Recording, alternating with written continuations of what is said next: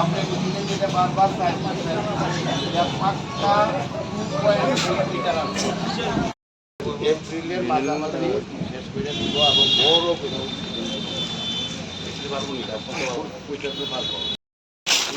দিদি একটু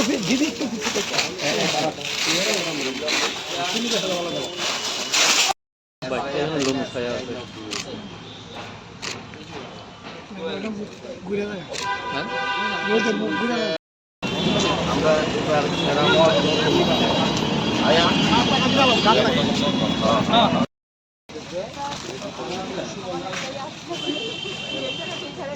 ম্যাডাম আপনি একটু আপনার ডান দিকে কোন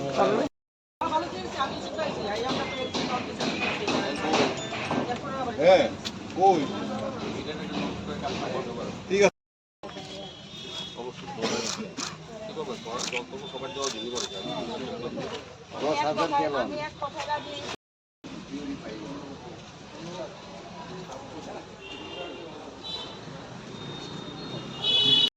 এটা ওই ইঞ্জিনিয়ার রিফাইনারিয়া এই অত্র অঞ্চল প্রায় ৯,০০০ পরিবার এই জলটা পাইব লগে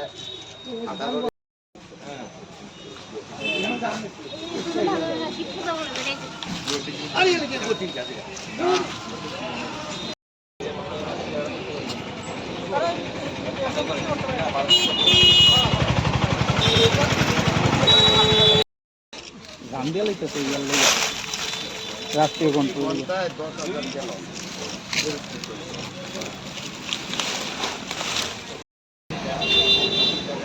আরে ডেন্ডিং কোজি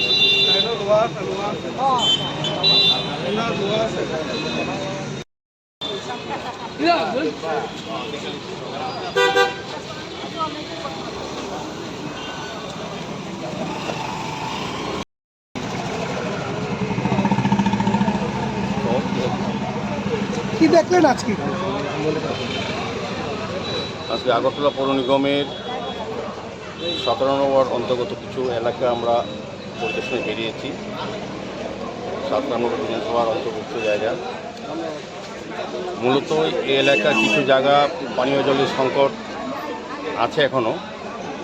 সেটা নিরসনের জন্য আমাদের রাজ্য সরকার, জল বোর্ড এবং আগরতলা পৌর নিগম আগরতলা বিভিন্ন ওয়ার্ডের পাশাপাশি 17 নম্বর ওয়ার্ডে যে জলের যে ক্রাইসিস পানীয় জলের সেটা মেটানোর জন্য আমরা কিছু উদ্যোগ গ্রহণ করা হয়েছে। এখানে আজকে যে প্যাকেজ আইপিটা আমরা পরিবেশন করলাম, আমার বিশ্বাস কাজের যে অগ্রগতি আগামী এপ্রিল মাসে এটা আনুষ্ঠানিক উদ্যোগ করা হবে।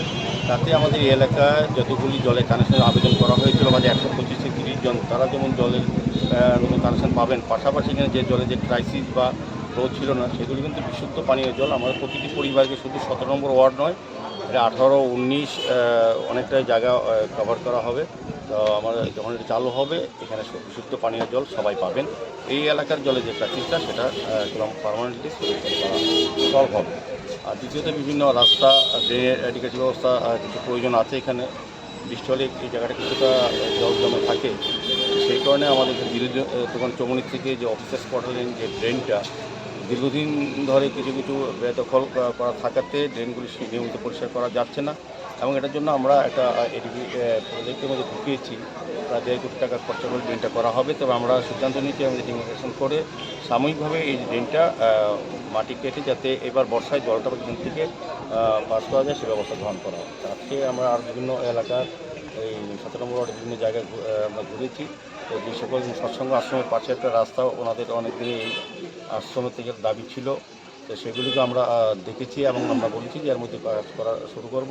তো এই 17 নম্বর ওয়ার্ডে এমনিতেই অনেকগুলি কাজ হয়েছে। আমি দেখেছি 2 বছরে প্রচুর কাজ হয়েছে। অন্যান্য ওয়ার্ডের সঙ্গে সঙ্গে এই ওয়ার্ডের অনেক উন্নয়ন হয়েছে। বিভিন্ন রাস্তা, ড্রেন যেগুলি 40 বছর 25 বছর করা হয়নি বা করেনি সেগুলি আগরতলা পৌর নিগম এবং আমাদের কর্পোরেটর যেখানে আর কি বলবো ওনার বিশেষ উদ্যোগ। আমাদের যারা এখানে ওয়ার্ড সেক্রেটারি, আমার কমিটির প্রেসিডেন্টরা আছেন, যারা আমাদের গৌতম ঘোষ সহ যারা যারা আছেন সবসময় নিয়মিত ওই ওয়ার্ডের সঙ্গে যোগাযোগ রাখেন। আজকে আমাদের মুসিল কমিশনার এই সেন্ট্রাল জোনে এসছেন, আমাদের সুপার ইঞ্জিনিয়ার ও আছেন, আমাদের বিভিন্ন আধিকারিকরা আছেন। সার্বিকভাবে এই এলাকার লোকজনদের নিয়ে আমাদের কর্পোরেশনের সঙ্গে আমরা এই এলাকা পরিদর্শনে বেরিয়েছি। আমরা আস্তে আস্তে আগরতলা শহরকে সুন্দর করা, যানজট মুক্ত করা, পরিবেশ দূষণমুক্ত করা এবং সুন্দর আগরতলা তৈরির ক্ষেত্রে আমরা কাজ করে যাচ্ছি। আমার মনে হয় যে আমরা এই কাজগুলি এর মধ্যেই শেষ করতে পারব। কিছু কিছু বহুতল নির্মাণ হচ্ছে শহর জুড়ে, যেগুলি আইনকে বৃদ্ধাঙ্গুষ্ট দেখিয়ে তৈরি করার চেষ্টা করা হচ্ছে। এ ব্যাপারে ওদের প্রতি কি আস্থা রাখবে? আমাদের সরকার আসার পর এবং আমাদের পৌর নিগম গঠন হওয়ার পর আমরা সবচেয়ে বেশি এটা জোর দিয়েছি বেআইনি যারা কনস্ট্রাকশন করছেন তাদের বিরুদ্ধে আইনগত ব্যবস্থা গ্রহণ করার জন্য। সেই উদ্দেশ্যে অনেকগুলি আমরা অ্যাকশান নিয়েছি। আমাদের দপ্তর থেকে আমাদের পৌর নিগমের আধিকারিকরা দেখেছেন, ভিজিট করেছেন, তাদের রিপোর্ট অনুযায়ী কিছু কিছু ব্যবস্থা গ্রহণ করা হচ্ছে যাতে আগামী দিন এই ধরনের রুলস যাতে মেনে কাজ করে বা যারা রুলস ভঙ্গ করে তাদের বিরুদ্ধে যাতে আইনগত ব্যবস্থা কঠোর ব্যবস্থা গ্রহণ করা হয় এটা দেখবো। আমরা এখানে দেখছি একটা বিল্ডিং আমার আজকে নিজেদের চোখে পড়েছে, যেটা নিয়ম আমার আর মানে এমনি আপাতদৃষ্টিতে মনে হচ্ছে যে এটা যে নিয়ম অনুযায়ী করা উচিত সেটা তারা করেনি। সেক্ষেত্রে আমি আধিকারিকদের অনুরোধ করেছি এবং বলা হয়েছে তাদের বিরুদ্ধে দেখা এবং অ্যাকশান নেওয়া। সেভাবে আগরতলা শহরে বিভিন্নভাবে আগে থেকে চলছিল ব্যাড প্র্যাকটিস।